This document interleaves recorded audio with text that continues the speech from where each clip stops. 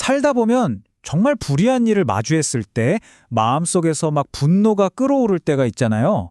이 감당하기 힘든 감정, 대체 어떻게 다뤄야 할까요? 오늘은 시편 58편을 보면서 그 해답의 실마리를 한번 찾아보려고 합니다. 바로 시작해 볼까요? 아마 다들 한 번쯤은 이런 경험 있으실 거예요, 그죠?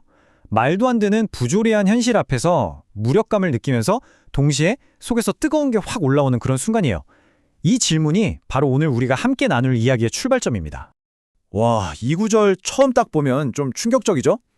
표현이 정말 뭐랄까 굉장히 거칠고 날 것 그대로잖아요. 아니 어떻게 이런 기도를 할 수 있지? 싶기도 하고요. 바로 이 도발적인 구절이 오늘 우리가 파헤쳐볼 핵심입니다. 네, 맞아요. 읽기 좀 불편할 수 있는 기도인 건 사실이에요. 하지만 이걸 좀 더 깊이 들여다보면요.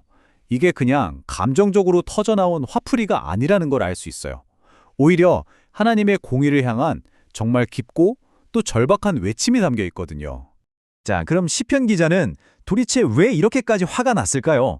그 원인을 한번 파헤쳐보죠. 이건 그냥 개인적인 다툼 그런 차원의 문제가 아니었어요.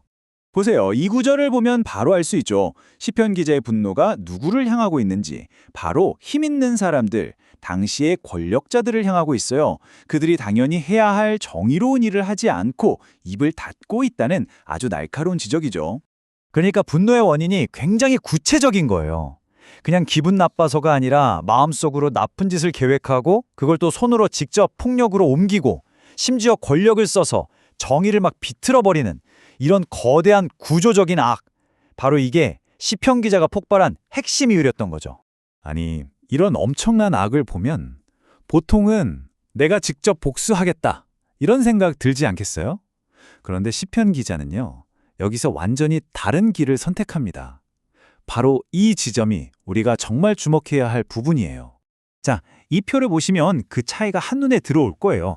왼쪽이 우리가 흔히 하는 반응이죠. 사람한테 화내고 내가 직접 해결하려고 하고 복수하고 싶어 하고요. 근데 오른쪽, 시편 기자의 선택을 한번 보세요. 이 모든 감정을 그대로 들고 하나님한테 가는 거예요. 그리고 그걸 기도로 바꿔버리죠. 바로 이걸 신앙적 위탁이라고 할 수 있는데요. 말이 좀 어렵나요? 쉽게 말해서 이 기도의 목표는 복수가 아니라는 거예요. 오히려 그 정반대죠.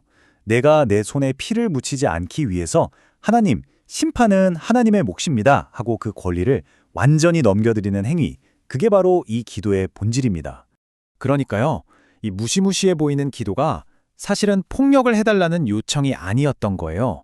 오히려 내 안에서 끓어오르는 이 분노와 폭력성을 나 스스로 막기 위한 정말 놀라운 자기 통제의 방법이었던 셈이죠. 근데 여기서 또 다른 문제가 생깁니다.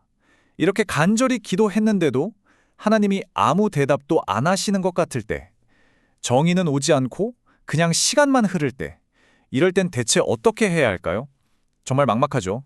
바로 이 질문이 우리 마음을 참 힘들게 하죠. 아니, 나쁜 사람들은 저렇게 떵떵거리며 잘 사는데 왜 선한 사람들은 고통받지? 하나님은 도대체 지금 뭐 하고 계신 걸까? 이런 의심 우리도 하잖아요. 그런데 놀랍게도 시편 기자는 이 상황에서 흔들리지 않습니다. 그는 믿었던 거예요. 하나님이 지금 침묵하시는 게 나에게 무관심해서가 아니라고요. 그리고 또 한 가지. 정의가 오는 게 좀 늦어진다고 해서 하나님이 힘이 없으신가? 이렇게 생각하지도 않았다는 거예요. 오히려 이렇게 생각한 거죠. 하나님이 아무것도 안 하시는 게 아니라 가장 완벽하고 가장 정확한 바로 그 순간에 당신의 정의를 세우기 위해서 그 신적인 타이밍을 기다리고 계신다고요. 그리고 시편은 바로 이 엄청난 믿음의 고백으로 마무리가 됩니다. 진실로 땅에서 심판하시는 하나님이 계시다. 이 한마디가 그 모든 의심과 불안에 딱 잠재우는 궁극적인 신앙의 선언인 셈이죠. 자, 이제 이론은 알겠는데 그럼 이걸 우리 삶에 어떻게 적용할 수 있을까요? 이게 사실 제일 중요하잖아요. 시편 58편은 우리에게 마치 이쪽으로 와봐 하고 새로운 길을 안내해 주는 것 같아요. 불의를 만나서 화가 머리끝까지 났을 때 늘 가던 그 분노의 길이 아니라 다른 길도 있다는 걸 우리에게 보여주는 거죠. 그 새로운 길이 바로 이 4단계요. 첫째, 불의가 있다는 걸 솔직하게 인정하는 거예요.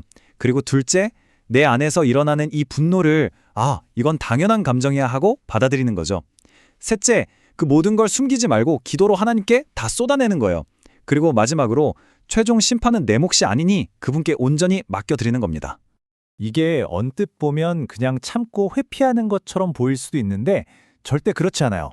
이건 나약함이 아니라 오히려 내 감정의 주인이 되어서 그걸 다스릴 수 있는 정말 강한 믿음을 가진 사람만이 할 수 있는 고백인 거죠. 이 모든 행동의 바탕에는 딱 하나의 믿음이 깔려 있어요. 바로 하나님의 정의는 좀 더 더뎌 보일 수는 있어도 절대로 사라지지 않는다는 확신. 이 믿음이 있으면 우리가 분노에 질질 끌려다닐 필요가 없는 거예요. 자유로워지는 거죠. 자, 이제 마지막으로 기도를 좀 생각해 보면서 마무리할까 하는데요. 첫 번째 기도입니다. 내가 느끼는 이 억울함, 이 분노를 사람에게 먼저 풀지 않고 하나님께 먼저 가져갈 수 있는 믿음을 달라는 기도. 그리고 두 번째 기도. 살다 보면 정말 하나님이 침묵하시는 것처럼 느껴지는 순간들이 있잖아요. 바로 그때 아니야, 하나님은 결국 일하실 거야 하고 그분을 끝까지 신뢰하게 해달라는 기도입니다. 그리고 마지막 세 번째 기도입니다. 하나님을 기다리는 그 시간이 그냥 힘들고 고통스러운 시간이 아니라 오히려 그 시간을 통해서 제 믿음이 더 단단해지고 제 마음이 하나님을 더 닮아가는 그런 성장의 시간이 되게 해달라는 기도. 이 기도로 오늘 이야기를 마치겠습니다.